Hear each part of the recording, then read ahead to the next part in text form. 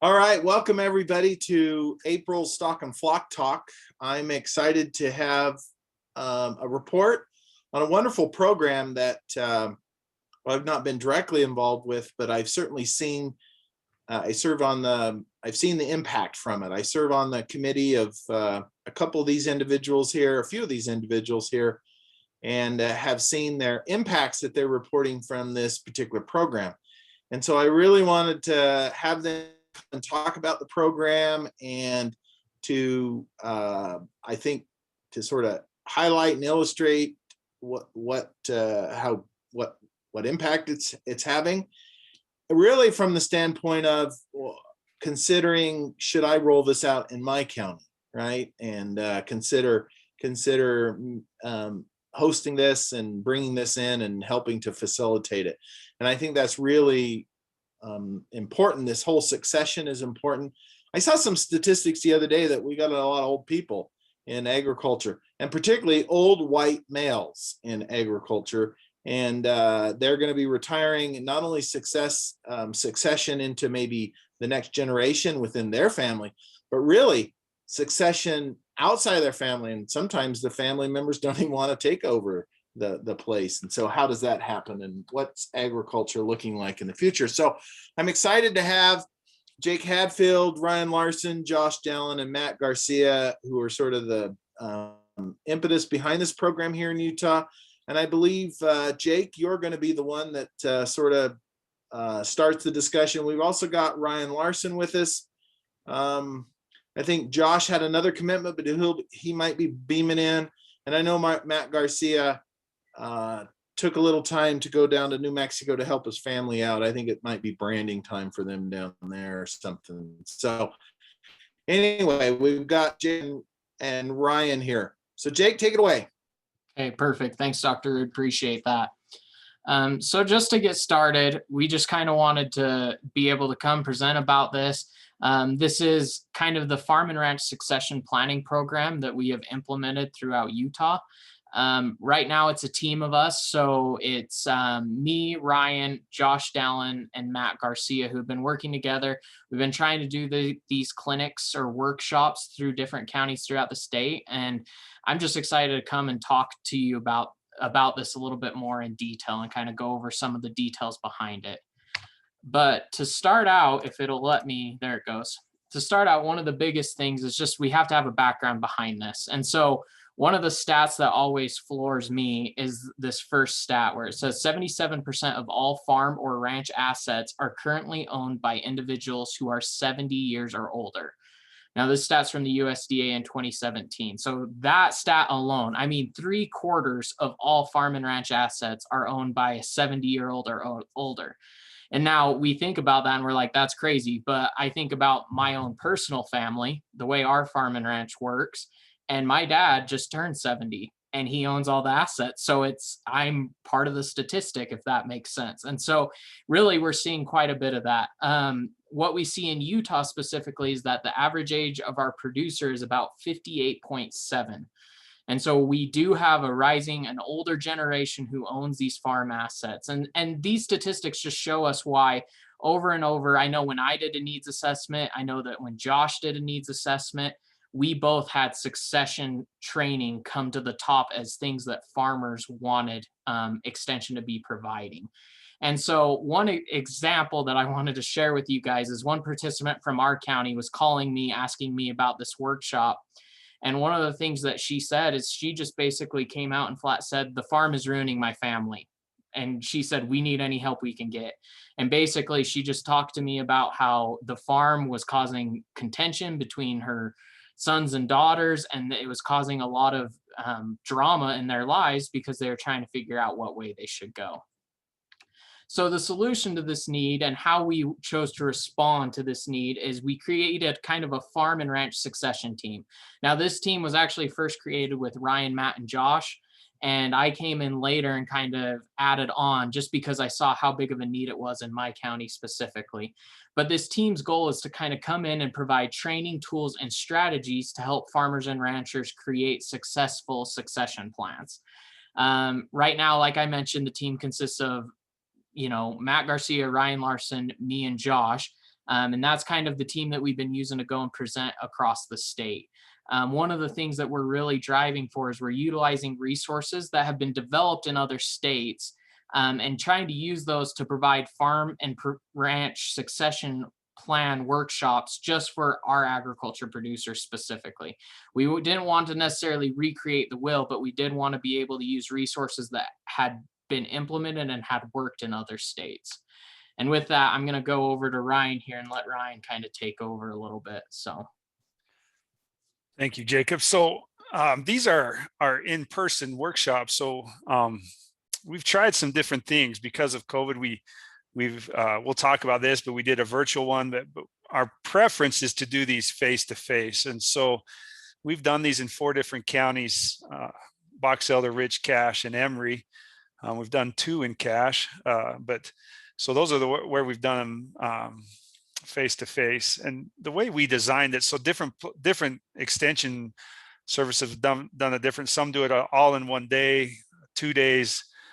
We kind of took a poll and we said, you know what, let's do 3 nights, which each night lasting 3 hours. So we've done that 3 consecutive nights, which was kind of, that was a marathon. And then we've done it 3 weeks in a row where we come back on a Monday night for 3 consecutive weeks. And so there's pros and cons to each one of those methods. The nice thing about 3 nights in a row is that the participants, it's always on their mind. So they come back the next night with it still fresh and ready to work. But then, you know, they get a little tired by the end. The 3 different weeks, the problem with that is by the time we come back that following week, it's almost like we're starting over. So there's pros and cons to each one of those, how we divide those up. One of the keys that we provide there is, as a team, is the educational material, and we provide them both a binder with all the material and then a workbook that really is their way to put pencil to paper as they put their plan together. Now, with one of these workshops, we always start by kind of setting the expectation and saying, we're not going to develop the plan for you. We can't do that. What we are going to do is guide you through this process and provide you with the material and education that you can do that by yourself. And that's caused some concern. I know one participant in Cache, she was kind of frustrated because she's like, I thought I was coming and getting that you were going to put together my succession plan for me. And we said, no, we gotta step back here. That's not us, right? We will provide you with the tools, but that's something you have to do separately. So we divide up the material. Each one of us take a portion of the meeting. So it's not just myself talking for 3 hours or Jacob, or we divide it out so we kind of get some variety throughout the night. And it's turned out pretty good in my opinion. Let's go to the next one, Jake. So the curriculum that we use, my former life, I worked at North Dakota State University. So I was involved with the team that put this together. So we're using this material, and I really like how they put it together. So they put this plan together called Design Your Succession Plan. And so Josh and Matt and I went and got trained by North Dakota State in how to put this together. And so right there in the middle, you'll see that participant workbook. And that's really the key to this whole thing, is this participant workbook, to get the participants working and through the activities that are contained within that book. We're also provide those PowerPoints. So with each module, there's PowerPoints and readings that are associated with that. We provide all that, and that leads right into the workbook. Our main goal is, and what we tell our participants is, that workbook, as simple as it may be, can save a farm or ranch thousands of dollars in legal and professional fees. They can take that workbook and show up to an attorney or to their accountant or estate plan, whoever that may be, and say, okay, here's where we want to go. Help me get there. But they don't have to go through all the time and effort to do that while they're sitting in front of an attorney. So that's kind of the key, and that's our selling point as we go through this, is that, hey, this workbook will save you so much money and time in front of someone professional that's going to be charging you to do that. Next. I believe this is still me, right, Jake? Yes, it is. Okay, sorry. I forgot I was muted. Sorry. So, as with any audience, right, there's a variety variety of different participants that are in the audience. And so sometimes we have audiences that just talk and are active and participating, and sometimes we have a more quiet audience. But each time we try and tailor that and provide stories and information. But all in all, I think the participants have really found it valuable. And I think one of the most valuable pieces that participants get is that when we're in this group, this workshop working together, they'll ask their neighbor, they'll ask the other participants in the workshop, hey, how would you handle this? What would you do here? Do you know someone that helps? And so there's a lot of that sharing and networking that go on within these workshops, and it's turned out to be quite positive. Once we look at the evaluations, we do formal evaluations at the end, of course, right? Like Jacob said earlier, 100% of participants agree that, right, they know that succession planning is important. 87%, by the end, they know the value, and that's a 40% increase compared to before the training. So there are some positive impacts from that training. 90% strongly agree that, passing that on to the next generation is extremely important. And that's one of the sensitive pieces to putting this together, is that, right, we have to be sensitive that this is such an integral part of their family dynamics, right? That we're very sensitive as we talk about this, because we want them to be successful and their family to be successful. And so 73% strongly agree that they'll use that information. And that's a 65 increase compared to before the training. So there's a positive impact there, that they see the value of putting that information together. Okay. And kind of I'll take over from here if you're okay, Ryan, on that. So some of the outcomes that we see from this is kind of action oriented more than just the knowledge gained.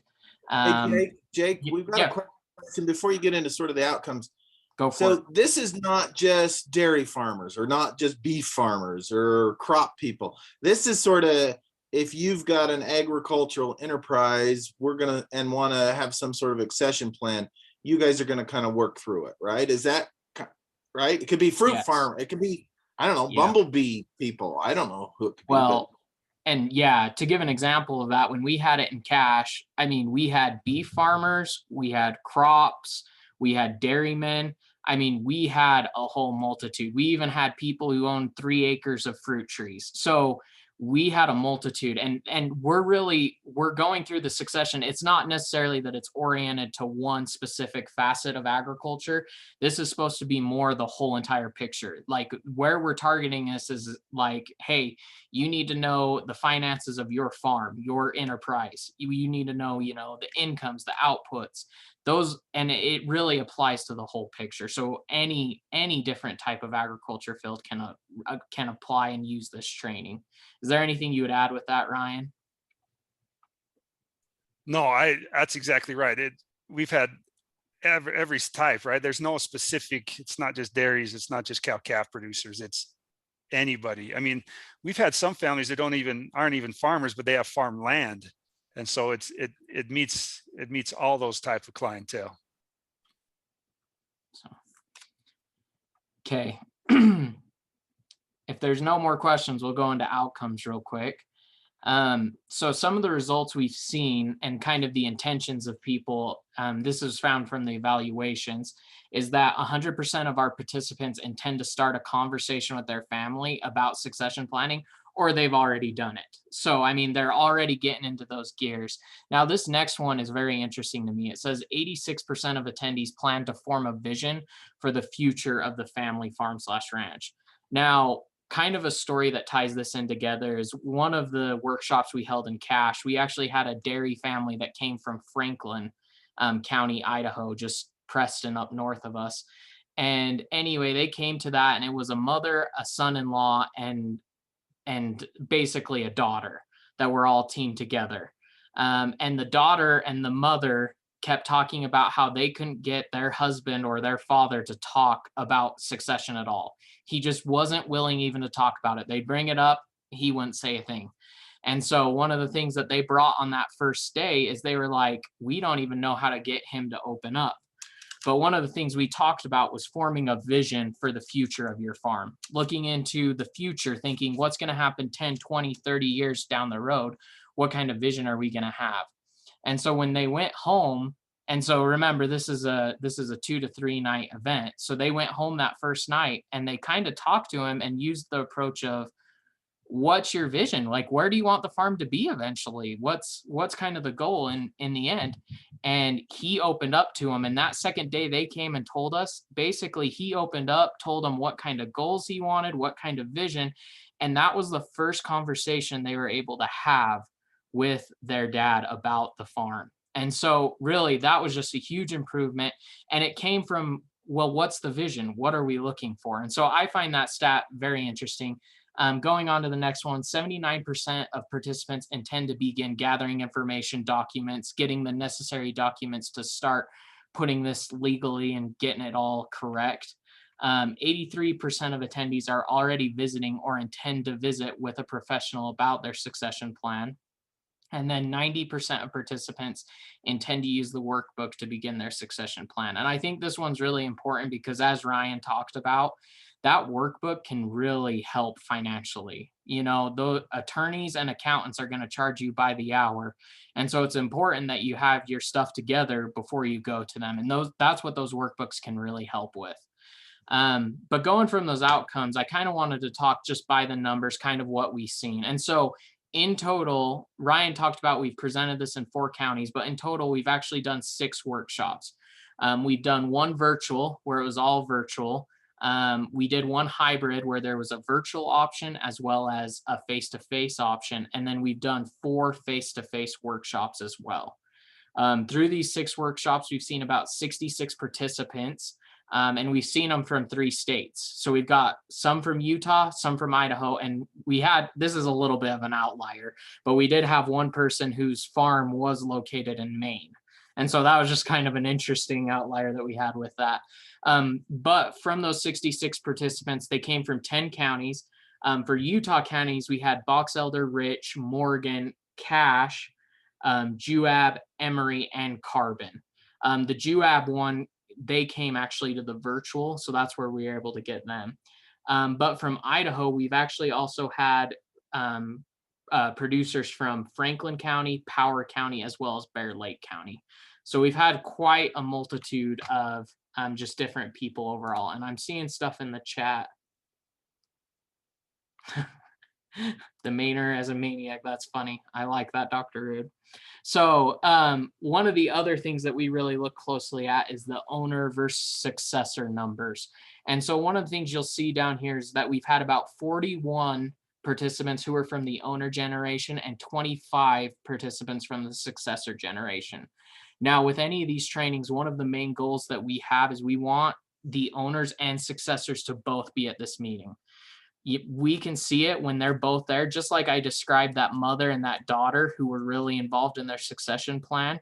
When they're both there, there's a lot of power that happens. And so really that's what we shoot for. As you can see, we oftentimes get more owners, which makes sense. They're kind of looking what they need to do with their plans and kind of going from there. And so in some of these Hey, cases, Jake, what about that? So that number actually strikes me fairly odd. It's like almost a 2-to-1 ratio.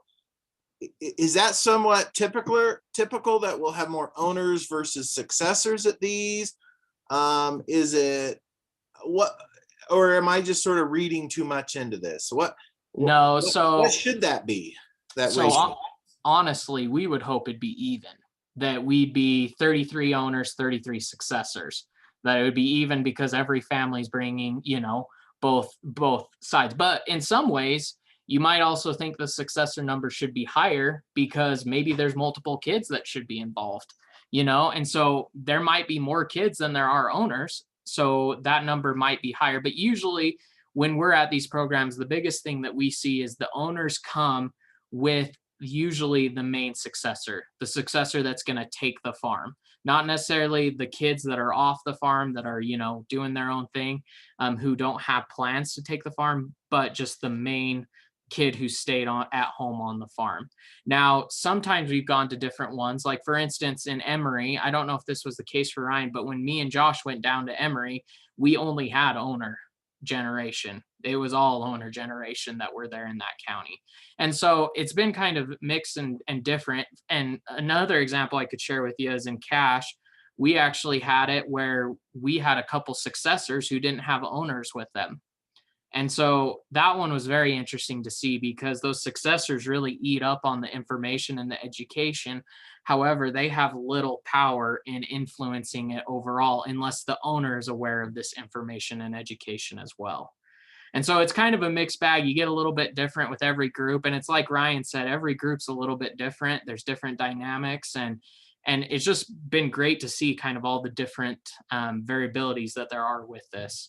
Now, last but not least, just kind of going over numbers that we got from our evaluations. One question we ask is how much acreage do you have?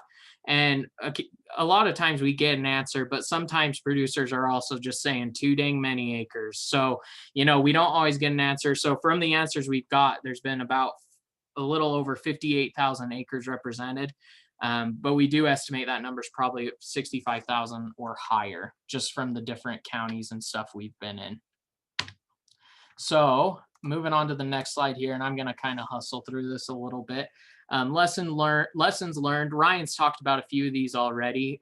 For instance, establish expectations. We're not going to be doing the work for them. This is their project, but we are going to give them the tools to guide them. Another thing that we've noticed is a lack of attendance. Sometimes we get participants to come to 1 or 2 nights, but they won't come to the full 3 nights. And so it makes it difficult for them to learn all of the different options and all the education that's available to them. And so what we've done to adapt to this a little bit is we've actually toned it down to 2-night workshops. We don't do the full three night anymore, but we do 2-night workshops that are 3 hours a piece. And we usually try to do those back-to-back nights so we can kind of provide it all at one time. But we are willing to be flexible in that as well. The next thing is, like Ryan also mentioned, is that some groups are really, they talk quite a bit. There's a lot of participation. And it's been kind of hard because you got to balance that discussion, because that discussion is really well liked. I mean, we can see it where producers will be shooting ideas off of each other. They'll kind of be working together on these plans, but we also need to make sure that curriculum is provided. We can't afford to go on a tangent for an hour discussing one specific topic. We kind of have to make sure that we're flowing through those modules. We mentioned the timing between sessions. And the last thing I also mentioned is that the family participation. If we only have one person from a family show up, it kind of negates all of the education and information that we provided for them. And so it's just important that we shoot for a family, kind of the whole family coming and learning this together. Kind of on this last slide, we've talked about it.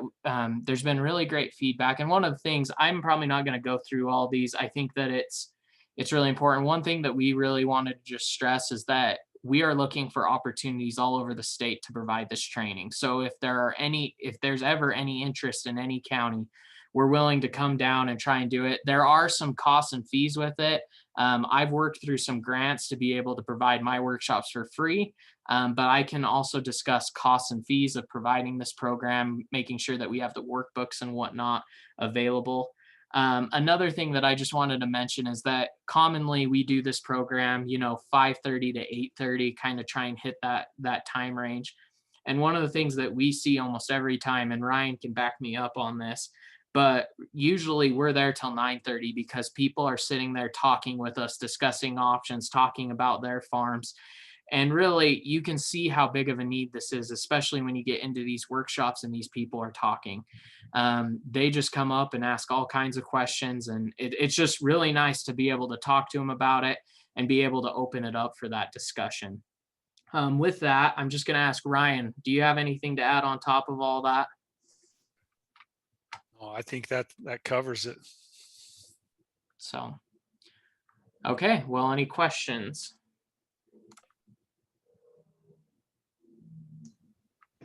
I have a question. Do you guys have any Farm Bureau support or any other sponsorships that might be, or have you looked at doing that in terms of bringing in, I guess, some of these other organizations to maybe promote amongst their membership or to help defray costs? Ryan, do you want me to take that? Go for it. I can. So we've worked, and I haven't gone to Farm Bureau specifically. We were working with a few different agencies. We are a little careful on the agencies we go to, such as like the farm financial agencies and stuff, just because, and not necessarily Farm Bureau, but just because they usually have an involvement a lot of times in these succession plans. And so we're just trying to make sure that we're staying unbiased. But I do think that Farm Bureau might be an option that we need to consider, and just talking to them, seeing if they would fund this. I know that they fund a lot of other opportunities in my county, but that's usually the specific county. I haven't worked on a statewide approach. Follow up on that then. So what are the costs associated with it? What's the notebook cost? And I know Ryan's pretty expensive to bring down to Southern Utah because he probably wants his Learjet and his pilot and all that paid for. I'm high maintenance. I've heard that before. I have heard that. Yeah.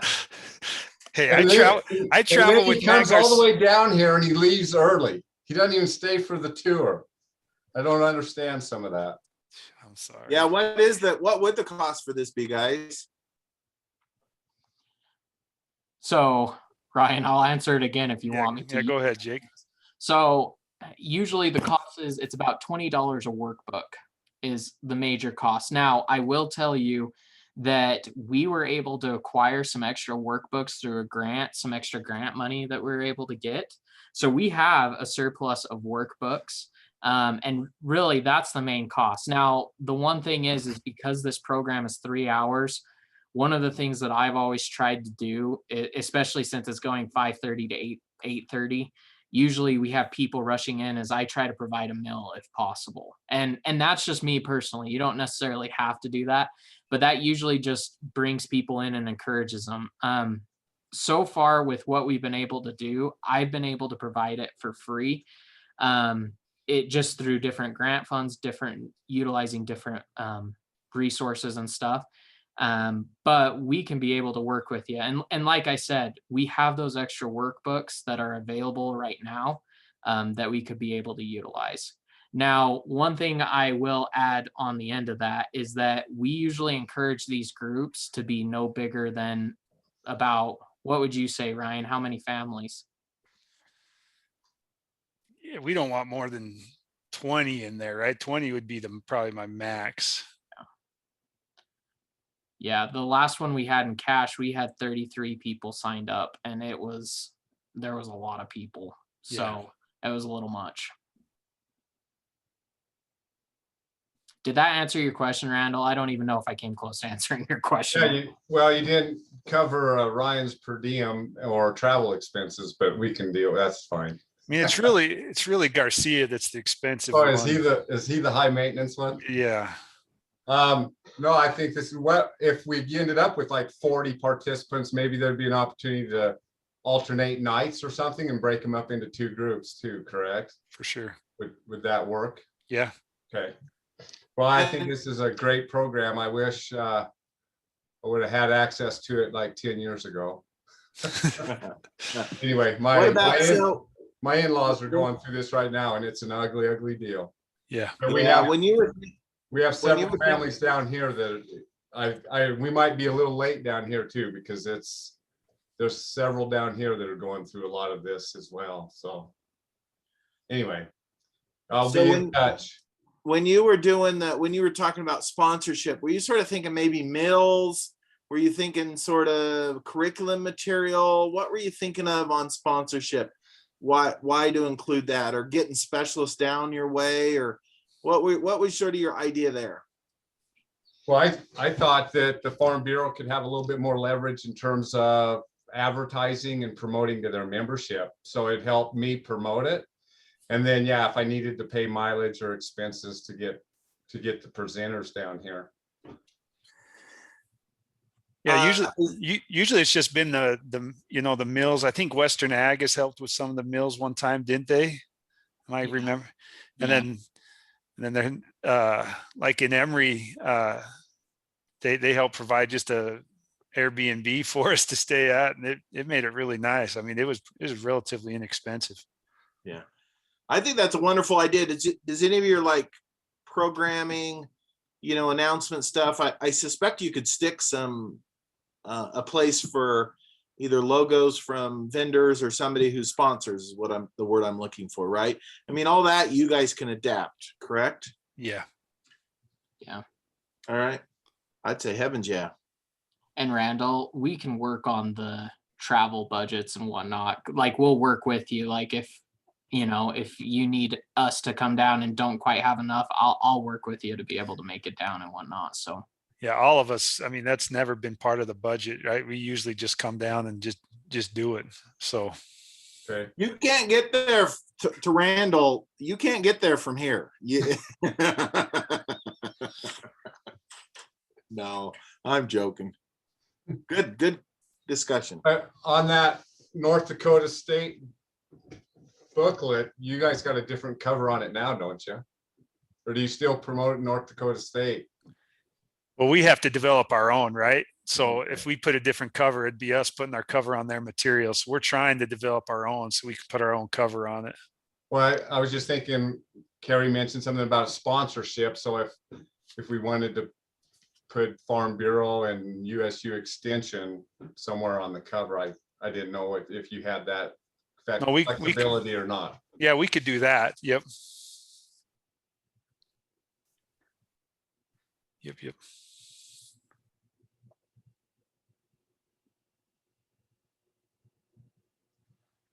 Thanks, guys. All right. Yeah, I don't see anything else here for questions. So this is recorded. We'll post it. Thank you for this interesting program. I think this has been quite a little feather in this group's cap. Like I said, I've sort of been on a committee, so I've sort of seen it on the inside. And I think it's just wonderful that you guys are offering this for them. Sounds good. Thanks, Carrie. All right, thanks. Oh, I saw Reagan. Reagan, did you have any specific questions? They kind of finished, and so I guess you can go back to the recording. I know we had some conflicts today. We're competing with that pest management, some other things. I think she's good. Reagan, you can contact me too. We can discuss it. So. Oh, no microphone either. Hey, maybe we can get a microphone down there in the hinterlands for Reagan, huh? All right, see you guys. Okay. Thank you.